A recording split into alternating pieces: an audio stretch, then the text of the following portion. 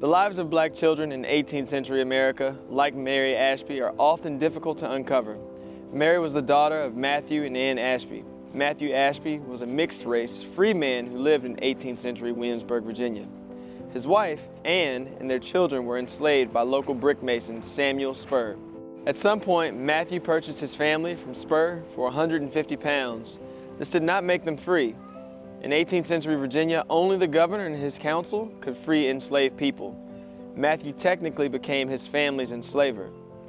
It was likely after this point that Mary Ashby was born. Her birth and baptism were registered at Bruton Parish Church on October 24, 1764.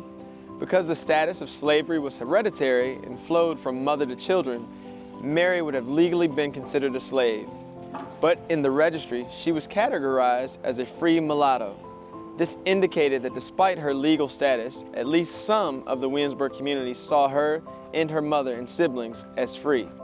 All Ashby children attended the Williamsburg Bray School, a school for free and enslaved black children. Their attendance records also show the legal gray area that children inhabited. A roster from 1765 includes both Harry and John, and it seemingly indicates their father was their legal owner. A roster from 4 years later is clearer. John and Mary are included and listed as free, even though their father was still legally their enslaver. Mary, John, and Ann became legally free in November of 1769. By this point, it seems Harry had died. Sick and likely fearing the consequences of his death for his family, Matthew Ashby petitioned the Virginia governor and council for permission to manumit his family, which was granted. Now, legally free, the entire Ashby family still lived in a unique space within Williamsburg society, a city whose population was split 50-50. On one side were white colonists of various ranks and status.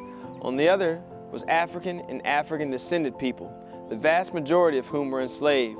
The Ashby's children show us how at least one family was able to carve out a space for themselves within the complex social and legal world of early America.